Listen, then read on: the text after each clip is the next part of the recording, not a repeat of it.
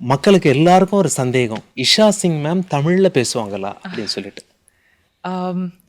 நன்றி. கொஞ்சம் கொஞ்சம் I understand Tamil little bit. நான் புதுச்சேரி வந்தப்புறம் தான் தமிழை கத்துக்க ஆரம்பிச்சேன். ஏன்னா இதுக்கு முன்னாடி தமிழ் எனக்கு தேவைப்படும் அப்படிங்கிற அவசியமா இருந்ததா நான் நினைச்சது இல்ல. நான் ஆங்கிலத்திலயும் ஹிந்திலயும் நல்லாவே பேசிட்டு வந்தேன். அப்புறம் புதுச்சேரி வந்ததுக்கு அப்புறம் தான் தெரிஞ்சது அங்க இருக்கக்கூடிய மக்களை புரிஞ்சுக்கணும்னா மொழியை கத்துக்க வேண்டியது அவசியம் அப்படின்னு. அதுக்கப்புறமா தான் நான் தமிழை படிக்கிறதுக்கான பயிற்சி எடுத்தேன். என்னால கொஞ்சம் இப்ப படிக்க முடியும். தமிழ் எழுத்த என்னால ஓரளவுக்கு இப்ப ஐடென்டிஃபை பண்ண முடியும். ஆனா பேசுறதுக்கு இன்னும் சில நாட்கள் ஆகலாம்னு நினைக்கிறேன். இப்ப புதுச்சேரியில இருக்க பாரதிதாசன் கல்லூரியில பேராசிரியர் சந்திரா கிட்ட நான் பயிற்சி எடுத்துக்கிட்டு இருக்கேன். நான் இந்த வகுப்பை இன்னும் தொடரணும்னு நினைக்கிறேன். அடுத்த முறை ஒருவேளை நான் சரளமா தமிழ் பேசுவேன்னு நம்புறேன். Next time I'll be fluent. Very nice, ma'am. Looking forward to Yes, meeting you the absolutely. next time. It's a deal. Ma'am, what important? உங்களோட தந்தை ஒரு ஐபிஎஸ் அதிகாரி, உங்களோட தாயார் ஒரு சென்ட்ரல் கவர்மெண்ட் எம்ப்ளாயி. அவங்க கிட்ட இருந்து நீங்க முக்கியமான பாடங்கள் என்ன கத்துக்கிட்டீங்க? உங்களோட போதுமான நேரத்தை செலவு பண்ணாங்களா? You know, when you ask the child of அம்மாவும் அப்பாவும் அரசு ஊழியரா வேலை செய்யற எந்த குழந்தைகிட்ட நீங்க இந்த கேள்வியை கேட்டாலும் அவங்க இல்லைன்னு தான் பதில் சொல்லுவாங்கன்னு நான் நம்புறேன். அரசு ஊழியரா இருக்கிறவங்களுடைய பாசிட்டிவ் சைட் மட்டும்தான் நிறைய பேர் இங்க பேசுவாங்க. ஆனா உண்மை என்ன தெரியுமா? அதிக முயற்சியும் நேரமும் மக்கள் சேவையில இருக்கவங்களுக்கு ரொம்ப தேவைப்படுது. ஏன்னா நீங்க மக்களோட தொடர்புல இருக்கீங்க. எனக்கு குறிப்பிட்டு சொல்ற மாதிரியான ஒரு டைம்லாம் கிடைச்சது கிடையாது. என்னோட அம்மாவும் அப்பாவும் வேலையில தான் அதிக நேரத்தை செலவிட்டாங்க. அப்படி பார்த்தா நான் அரசு அலுவலகத்திலேயே தான் வளர்ந்தேன் அப்படின்னு தான் சொல்லணும்.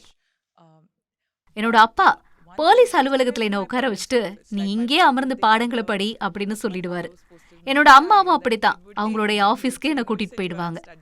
ஆனா ஒரு விஷயம் என்னன்னா, என்னோட அம்மா அப்பா என்னோட ஒரு வேலிடான டைமை ஸ்பெண்ட் பண்ணாங்க. நற்பண்புகளையும் அறநெறிகளுடைய முக்கியத்துவத்தையும் எனக்கு சொல்லி கொடுத்துருக்காங்க. அதுக்காக சிறப்பான நேரத்தை என்னோட செலவிட்டிருக்காங்க அப்படிங்கறதுல எந்த சந்தேகமும் எனக்கு இல்ல. நெறியான மகளா நான் வளரணும் இல்லையா, அதனால தான். They always took out enough time to make sure that we had a very values-based upbringing. Very nice. சின்ன வயசுல நீங்க என்னவா ஆக ஆசைப்பட்டீங்க? உங்களுடைய ரோல் மாடல் யார்? Role model back then. So like I think a lot of girls can relate to this. நான் சொல்றது பல பெண்களுக்கு பொருந்தும்னு நினைக்கிறேன். என்னோட அப்பா தான் என்னுடைய முதல் ரோல் மாடல். நான் என்னோட அம்மாவை ரொம்ப நேசிக்கிறேன். எனக்கு வயசு அதிகரிக்க அதிகரிக்க என்னோட அம்மா மாதிரி நான் வரணும்னு ஆசை வந்துச்சு. ஆனா நான் சின்ன வயசுல இருந்தே என்னோட அப்பாவோட தைரியத்தை பார்த்து வளர்ந்தேன். அவர் ஒரு தைரியமான போலீஸ் அதிகாரி. ஆனா அவர் ராஜினாமா செஞ்சப்ப வழக்கறிஞரா பணிய தொடங்கினாரு. அப்ப எனக்கு 7 வயசு. நான் அப்செட் ஆனேன். ஏன்னா காக்கி யூனிஃபார்ம் மேல எனக்கு உயர்ந்த மதிப்பு இருந்துச்சு. அதனால தான் நானும் ஒரு போலீஸ் அதிகாரியா ஆகணும்னு முடிவெடுத்தேன். சின்ன வயசுல கூட நான் ஐபிஎஸ் அதிகாரியா மாறுவேன்னு அப்ப செய்தியாளர்களுக்கு கூட பேட்டி கொடுத்திருந்தேன். Actually interviews of me telling some news reporters that I will go back into the IPS. நீங்க கருப்பு கோட்டை விட காக்கியை சூஸ் பண்ண காரணம் என்ன? உங்களுடைய வழக்கறிஞர் நாட்களை பத்தி சொல்லுங்க. So tell us about your lawyer days. I love my lawyer days. நான் வழக்கறிஞரா இருந்த நாட்களை தான் ரொம்ப நேசிக்கிறேன். ரொம்ப விருப்பத்தோட அது திரும்பி பார்க்கிறேன். அந்த நாட்களை நான் ரொம்ப மிஸ் பண்றேன். அதுக்கான காரணம் என்னன்னா, சட்டம் அப்படிங்கிறது நீதியோட தொடர்புடையது. ஒரு வழக்கறிஞரா நீதியை நிலைநிறுத்த உங்களால முடிஞ்ச வரைக்கும் நீங்க செய்ய முடியும். நான் அதை செய்யறது தான் ரொம்ப விரும்பினேன். மக்களோட உரிமைகளை பெற்று தரணும். அவங்க எவ்வளவு முக்கியமானவங்க அப்படிங்கறத அவங்களுக்கு காண்பிக்கணும். அது ரொம்ப முக்கியம்னு நான் நினைக்கிறேன். மக்களுக்கு அவங்க எவ்வளவு முக்கியமானவங்கன்னு புரிய வைக்கணும். சட்டம் அதை செய்யறதுக்கு ரொம்ப உறுதுணையா இருந்துச்சு. எனக்கு எப்பவுமே மனித உரிமைகள் மேலதான் அதீத ஈர்ப்பு இருக்கு. நான் பெங்களூர்ல இருக்க நேஷனல் லா ஸ்கூல்ல படிச்சேன். நான் 3ஆம் ஆண்டு படிக்கிறப்பவே எனக்கு அதிக சம்பளத்தோட கார்ப்பரேட் நிறுவனங்கள்ல வேலை செய்ய நிறைய வாய்ப்பு வந்துச்சு. ஆனா நான் ரொம்ப தெளிவா இருந்தேன். எனக்கு மக்கள் சேவை, மனித உரிமைகளை நிலைநாட்டுறதுல தான் பணி செய்யணும் அப்படின்னு. அதனால தான் அந்த ஆஃபர் எல்லாம் நான் ஏற்க மறுத்துட்டேன். எனக்கு பிடிச்ச வேலையை செஞ்சுட்டே என்னோட சிறு வயது லட்சியமான ஐபிஎஸ் தேர்வை எழுதி அதிகாரியா தேர்வாகி இப்போ உங்க முன்னாடி உட்கார்ந்துருக்கேன். And you fought for the common man. We read in the newspaper. நீங்க பாமர மக்களுக்காக கோர்ட்ல வாதாடினீங்க அப்படின்னு சொல்லி நியூஸ் பேப்பர்ல படிச்சோம். உங்க வாதத்துக்கு பிறகு அவங்களுக்கு காம்பன்சேஷனும் கிடைச்சது. மேனுவல் ஸ்கேவெஞ்சிங்கால உயிரிழந்தோரின் குடும்பத்திற்கு. அந்த வழக்கை பத்தி சொல்லுங்க. Deceased manual scavengers. Tell us more about that. So the case was a very interesting chance. இது நான் தற்செயலா எடுத்த ஒரு சுவாரஸ்யமான வழக்கு. ஏன் அப்படி சொல்றேன்னா, நாங்க வீட்ல தினமும் நியூஸ் பேப்பர் வாசிப்போம். வாசிச்சதுக்கு அப்புறமா ஒரு விவாதத்தை பண்ணுவோம். அதாவது எது நல்லது, எது கெட்டது, எதை மாத்தணும் அப்படின்னு. நான் அப்பதான் சட்டக்கல்லூரியில படிப்பு முடிச்சிருந்தேன். நீதிமன்றத்துல வாதாட நான் ஆரம்பிச்ச காலமும் அதுதான். மாற்றம் எங்கள்ல இருந்து ஆரம்பிக்கணும் அப்படிங்கறதுல நான் ரொம்ப உறுதியா இருந்தேன். யாரையும் நாங்க அண்ணாந்து பார்த்துதான் மாற்றத்தை அவங்க கொண்டு வருவாங்க அப்படின்னு சொன்னதில்ல. என்னால என்ன செய்ய முடியும் அப்படிங்கறத தான் நான் சிந்திப்பேன். அப்படித்தான் ஒரு நாள் நான் செய்தித்தாள்ல செப்டிக் டேங்க் சுத்தம் செஞ்சப்ப உயிரிழந்த 3 பேரின் மனைவிமார்கள் தொடர்பா வாசிச்சேன். அப்புறம் அவங்கள தேடி கண்டுபிடிச்சோம். செய்தி வெளியிட்ட பத்திரிகையாளரையும் நாங்க தொடர்பு கொண்டோம். அவங்க வாழக்கூடிய அந்த குடிசை பகுதிக்கு கூட நாங்க நேராவே போனோம். அவங்களுடைய அந்த பரிதாபமான நிலைய நான் உணர்ந்தேன். தீவிர ஆராய்ச்சியில அதுக்கப்புறமா நாங்க ஈடுபட்டோம். சாக்கடைய சுத்தம் செய்யற தொழிலாளிகளுடைய நிலைக்கு தீர்வே இல்லாதத நான் அப்பதான் புரிஞ்சுக்கிட்டேன். யாருக்கும் நிவாரணமோ அங்க கொடுக்கப்படல. சட்டம் தெளிவா இருக்கு, பணமும் இருக்கு. ஆனா பாதிக்கப்பட்டவங்க நீதிமன்றத்தை அணுக தெரியாம தவிச்சதுனால அவங்களுக்கு நிவாரணம் கிடைக்கல. இவங்க ஏழைங்க. கணவர் இறந்தா அடுத்த வேளை உணவுக்கு என்ன செய்வாங்க? ஏதாவது ஒரு வேலையை தேடலாம் அப்படின்னு தானே சிந்திப்பாங்க. குழந்தைகளும் படிப்பை தொடர முடியாது.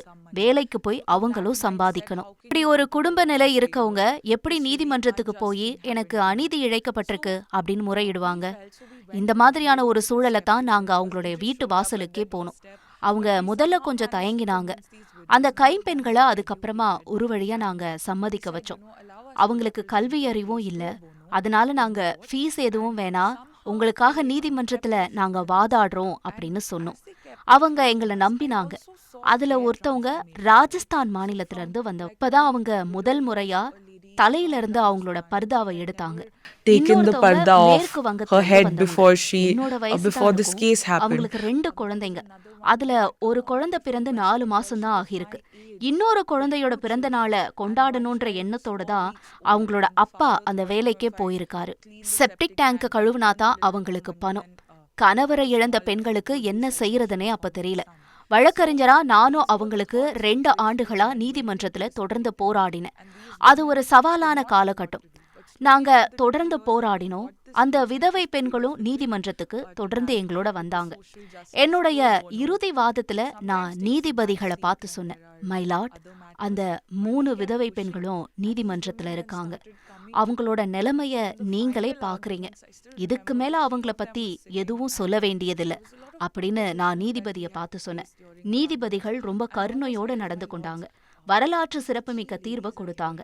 அந்த 3 பேருக்குமே நிவாரண தொகை அப்படிங்கறத தாண்டி இனி மகாராஷ்டிரா மாநிலத்துல இது போன்ற சம்பவம் நடந்தா பாதிக்கப்பட்ட எல்லாருக்குமே நிவாரணம் வழங்கப்படணும் அப்படின்னு முதல் முறையா தீர்ப்பும் வெளியாச்சு. அது கோவிட் காலகட்டம். வழக்கு நடக்கிறப்ப ஒரு பெண் எனக்கு ஃபோன் பண்ணி சொன்னாங்க, எங்களுக்கெல்லாம் நீதி கிடைக்காது மேடம் அப்படின்னு. ஆனா நான் உறுதியா இருந்தேன், அவங்களுக்கு நீதி கிடைக்கும் அப்படிங்கறத நிரூபிக்கிறதுக்காக. தீர்ப்பு வாசிக்கப்பட்டப்ப அவங்களுக்கு முழுமையா என்ன வாசிக்கிறாங்க அப்படின்னு புரியல. ஆனா ஏதோ ஒரு நன்மை தங்களுக்கு நடந்திருக்கு அப்படிங்கறத அவங்க உணர்ந்தாங்க.